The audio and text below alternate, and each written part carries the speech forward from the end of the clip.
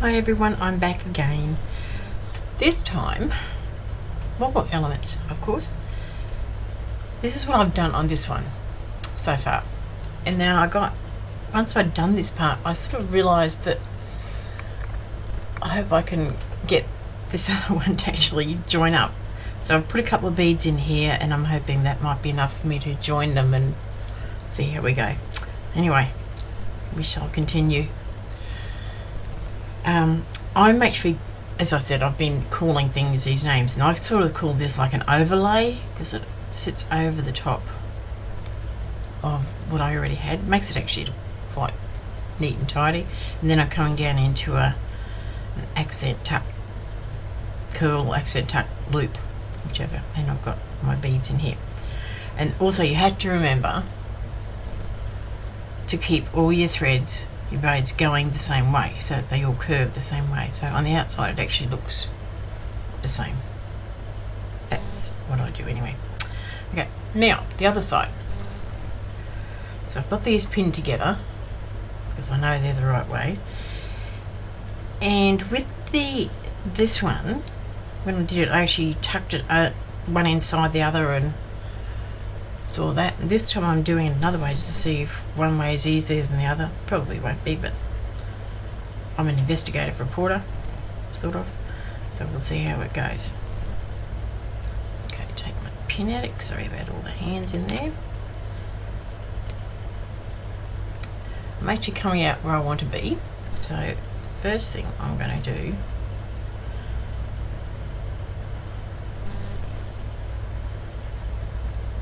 is go through my braids just to attach them like that. Go through a couple of times just to make sure that it's really nice and tight and connected. It won't sit flat at this stage, but I'm hoping that later. You never know.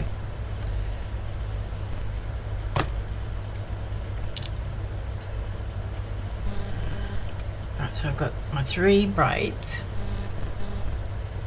that I'm going to be curving around. I'm doing it on the wrong side again, sorry. Curving it around like that, and then going into, and let you curve in like that, I'm sorry, and then going into the tuck curl here, accent tuck curl here, accent tuck loop. Okay, so first thing we're going to do is do an overlay. So it's got nice small stitches all around and going in. I'm going to work from the back.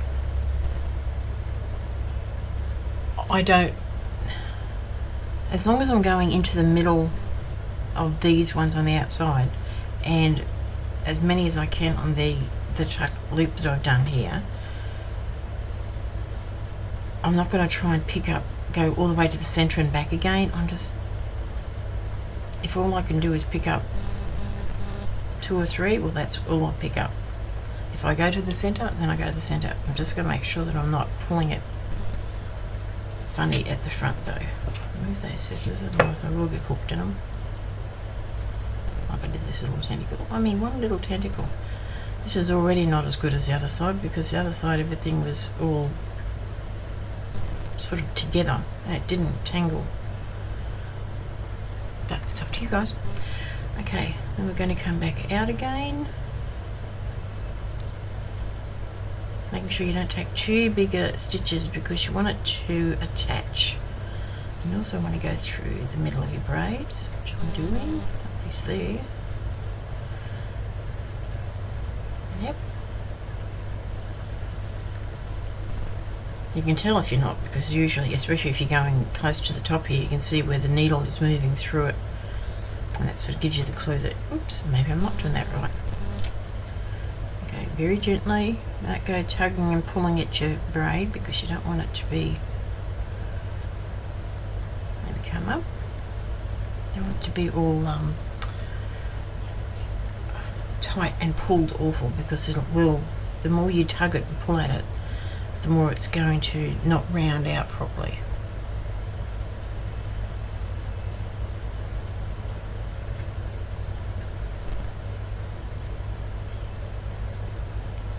just continue through. I've realised when I was listening to one of my videos the other day that there's actually quite a bit of audio noise, and I think it might be the fan. I have ceiling fans, and because it's the middle of Australian summer, the fan's going pretty much flat out all the time.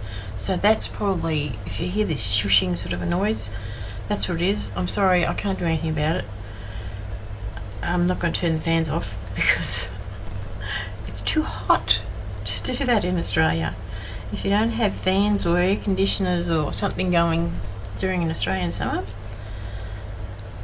you will really know it. I don't know, I've never been very far overseas, but I know what it's like here in Australia in summertime. I dare say it's pretty much the same everywhere.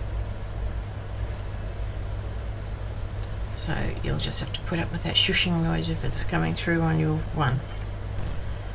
Okay, so now, oh sorry, my beads are in the way. As you can see, I haven't gone, let's get all this all sorted. I haven't gone all the way in.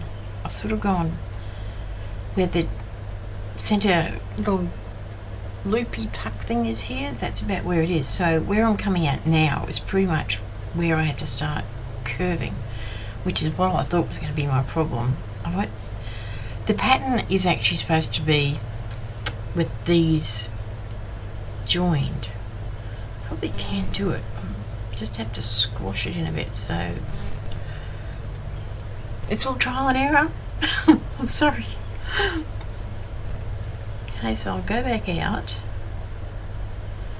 pretty much where I came in, just to reinforce that area though.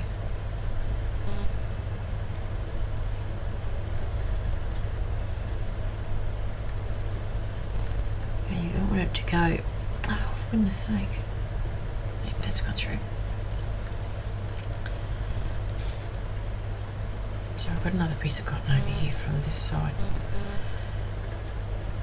Okay, so now I'm going to start doing the curve around, ready for when I put my crystal in. Right. I think it's an 8mm or 10mm rose pink, it's called, round crystal. They're not Swarovskis or anything, they're just crystals, which I got for a really, really good price at our local craft store. But they're very pretty, so, and at this time I can't afford Swarovskis. Sorry, Gianna. Okay, you want that to sort of be, see where that line is there? I want it, oh yeah, that'll be good. I want it to sort of almost line up with that. So just keep gently curving, not too quickly. Don't go in great leaps and bounds, baby steps. And try not to get the little tentacles all hooked. Okay, I can tell you now, if you're going to do this, tuck this inside that turning over part, because that's what I had here, and I never got caught on them once. So obviously that's a better way to do it. Okay, here's my bead. Okay, just use your bead as a guide occasionally to work out where you want things to go. I'm going to go over just a little bit more over that way. Not lots, but a little bit. And I do apologise if you can't see because of my gangly little hands going everywhere. You've got to try and match them as much as possible. There we go in here.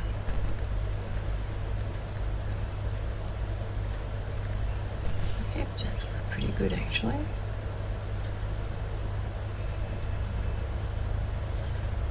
I'm thinking as you get more and more confident and competent, neither of which I am, you'll be able to eventually just go, yeah, that's about the size of my bead, and that's, you'll sort of know how big to make it, any curves and loops that you want to make. But at the moment I still like to put my bead in there to help me measure. It also sort of keeps me on track about where I have to actually put the bead in. Okay, that's looking pretty good. I've got to get to about, if you can imagine, there's a line. I'm not sure how much you can see. There's my bead there. There's my little bead that I've put into the center here. Imagine there's a line coming across there. That's the point. Over here is where I want to put my needle in to catch this bead and then start tucking it. Okay, it's like a, I don't know, I don't know angles and all that geometry stuff, but that's where I figure, and that's what I think I did with this one, so that it sits about right. So where I am now is pretty much right with my curve.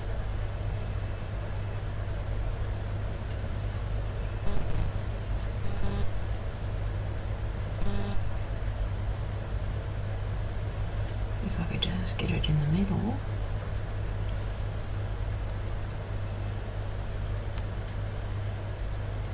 And I'm thinking that's probably about where I need to be to put my needle in. Do I need to come in a little bit more, make it easier? Sorry if you've missed out on all that, but okay, if you can see that line, I'm probably a little bit off, but not too bad. You can always sort of straighten it up a little bit, but I'm going to go through here, just back a bit, through all my centres of my braid,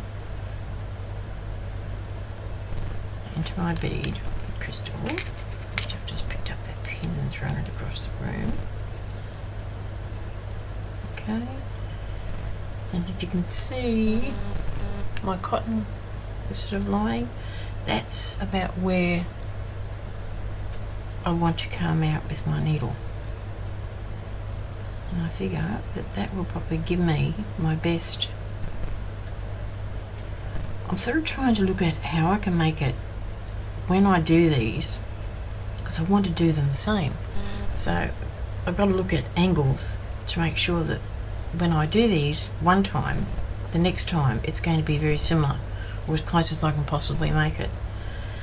Okay, and go back, remember in baby steps, straight through the other side. That's very fortunate. Okay, so that bead's in there now. And then we just continue with a little bit of curving action going on.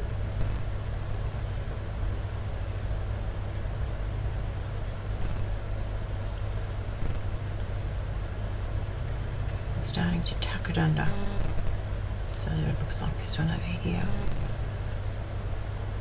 Don't go too quickly with the tucking or the curving, because you end up with funny lines. I always find, probably because I'm sewing it at an unnatural angle when I'm at the working on camera, that my work is always so much neater when I don't work on the camera. As I said, because I'm not actually working in the same position I normally am. I'm sort of away from my body and it feels awkward, and I'm trying to make sure that you guys can see what I'm doing. But that's not looking too bad. Okay, now I'm going to turn it over and start working from the back. Now I'm coming out here, so I'm going to go, oops,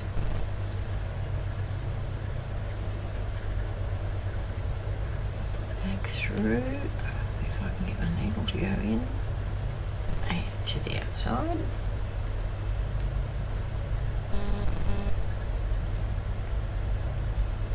Okay, swing them over. See how the angle is? I want to try and replicate that same angle coming up here. So that's sort of coming there. Just do the best you can. Is what I would suggest.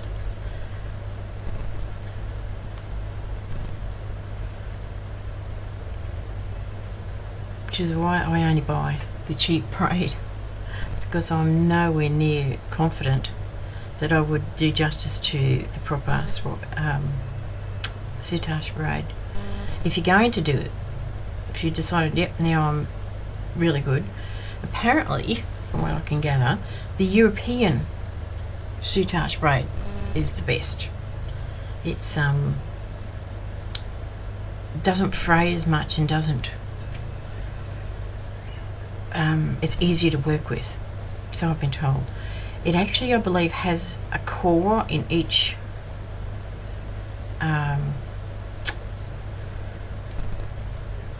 like where it goes down the middle on each side of these. There's like a core of white cording, and that is apparently the European has that, so it's the better quality stuff. Okay, now I want to attach this just a little bit through here. Do I want to go there first? I'm trying to work out which is the best plan of attack here.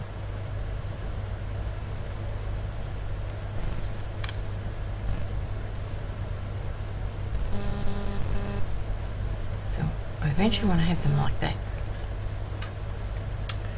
Okay, so that'll be my little piece done, nearly.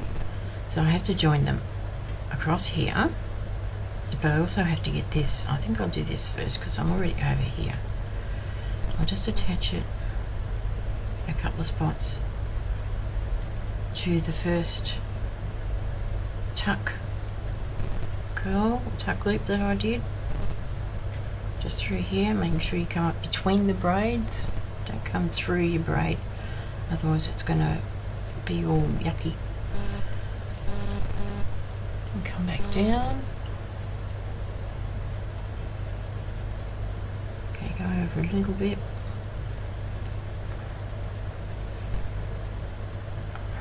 Okay, and through, there we go, between the braids again. And it's not going to make that very secure at this time, but it will hold it a little bit still and give it a little bit of position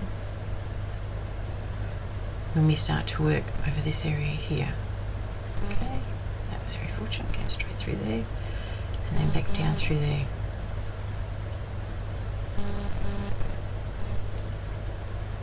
Okay, so that's how it looks so far. Next thing I want to do is drag them together, but I want to leave enough space to have one of these little silver stardust beads in here. I've got to have one here, one there, one there, and one there, and I'll probably end up, I'd say, with 3 of my bicones in there. That's the plan. So I'll get my little stardust beads out. So I think I might put them in first, so that I know that my spacing's right. I might even put my other bicone in. Okay, I'm going to make my way down to here, so I need to just go through. I'm just going to go through the centre here. One of these braids, there we go. Now I want to go over to here. My tongue's sticking out. If I can get myself to go through. There we go. That's where it comes out. I think you got all that. Okay, then pick up your bead. Tiny weeny little things. They're so sweet. I got them the other day. Okay, and I want to go back and tuck it in there, like this one. I'm not going to close it up completely because it's not going to happen, but I want to get rid of a lot of that gap or as much as I can. I don't want to go back through my bead, my crystal. There we go, looks like that. Go back through again, reinforcing that joint. It's going to be done in 2 pieces because I just can't get through the... And basically, however long or however you get there, as long as you get there, that's the main thing as far as I'm concerned.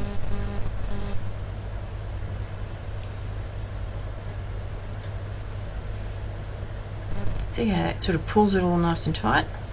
Okay, now next, I think I'll go and put this last bicone in there. What do I need? Where do I need to put it?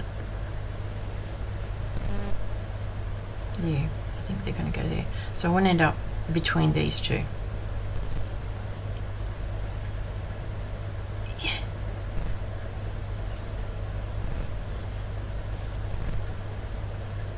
I got to come out the middle. There we go.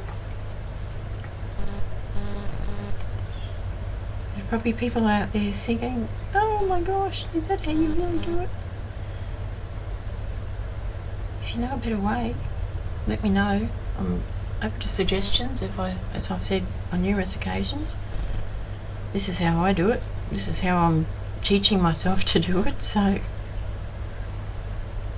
I don't know any better.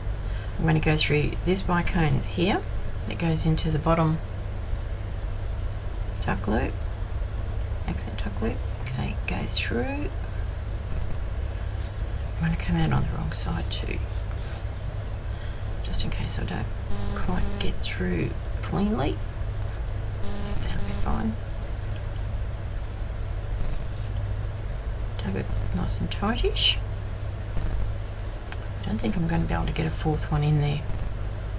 No, I'll have 3, but what I will do is get this one, I'll try and centre it a little bit more. Excuse me while I fiddle. I'll sort of make it sit over there a bit more, and that might make it look pretty cool. Okay, so that's all snug in there. Next thing I'm going to do is come back and put my next little silver bead in, because then I know where I'm going to join here.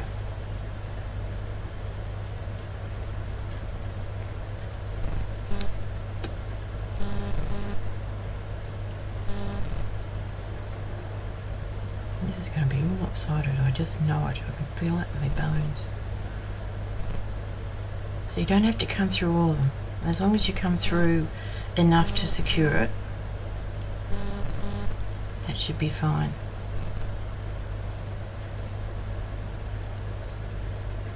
Okay, I'm going to come back out here,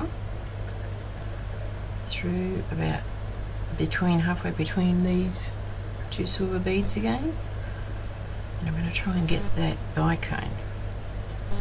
Yeah, bicone.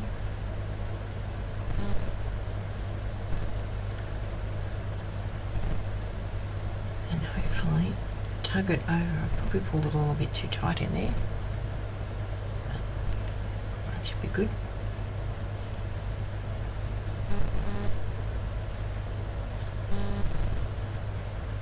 Oh no, that's not too bad. It's my first effort. Okay, so then I'm going to come back. I'll have to make my way back down to here. Or do I? Don't know if I could pull that just a bit tighter. I would be really happy with how that's all sitting.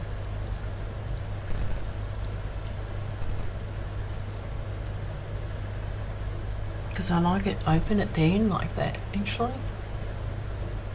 I don't know that I'd like to close it up. So what I might do is just go through these bicones and see if I can reinforce them and call it done on this one. I'll go this side because I haven't gone through this more than once.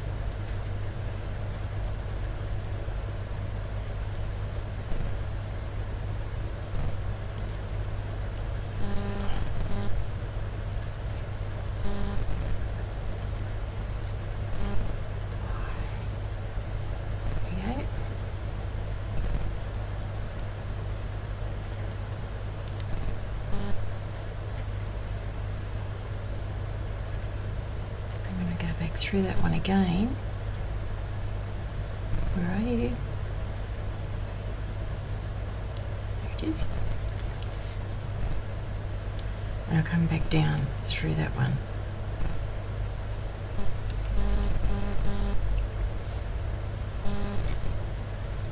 And back over here to try and get this a little bit more centered up. Pull it over a bit. Once again, going through the middle. Okay.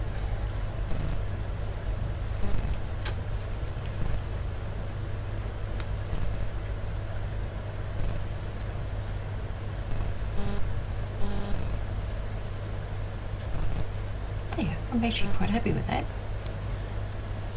Move it up so you can see it. Okay, so that's what I call an overlay. This still needs to be finished. This needs to be sort of all tucked into the back. But that's basically that. Okay, so this is an overlay. This is an overlay here. It gives a sort of a cover on the outside of your tuck, and there's my next tuck curl. And I've got a little bit of a gap down the bottom, which is what I wanted in the end. And I think it looks quite pretty. Turned out quite nice. Still got all the embellishing to do on it, but all the embellishing is going to be done on future videos. That will actually cover up my bit of a mess here that I made in my little tuck curl. But yes, there we go. Back in a sec. Okay, I've made my way back up to where I started because I noticed it was sort of not sitting properly. It was sort of sitting out and sticking out a bit. So what I'm going to try and do is catch it all through. Oh my goodness, that went a bit further than I wanted, but never mind. Just sort of pull it all in and tuck it in a bit. I hate going through tape, but in this instance I have no choice. Why do I hate going through tape? Well, because it makes the end of your needle sticky where the tape sticky stuff is. Well, I reckon it does anyway. Just go back through here a few times, and I'm going to end up, if I can get in there, taking this to the bottom component, because I just didn't do that, did I? And it needs to be attached. Otherwise it's just going to flip around. See, I haven't done that one either, so I'll have to do that just to attach them.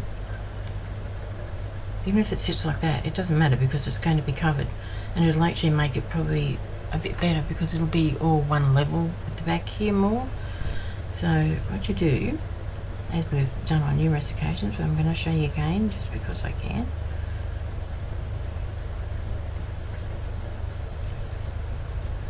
Stitches.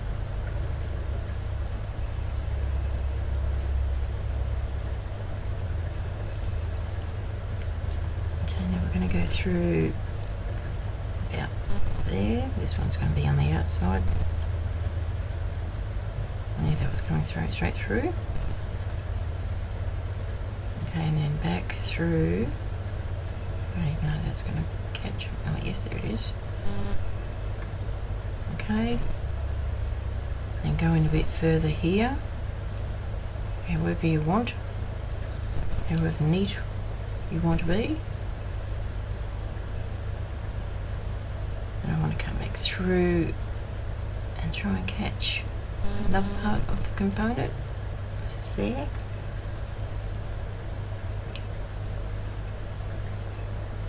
This one here, and then back through.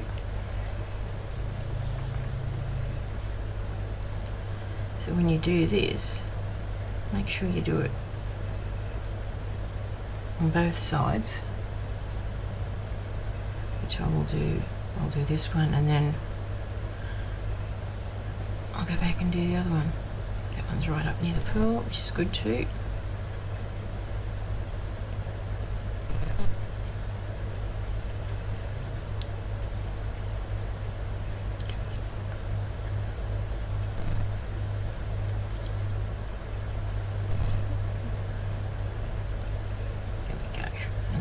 That's about all that needs there. Okay, now I'll stitch across and do the same with that side. And that piece is finished for the moment. So then I'll just sticky tape these pieces. I'll stitch them a bit together maybe, sticky tape them, cut them off, and it's ready for embellishing and backing.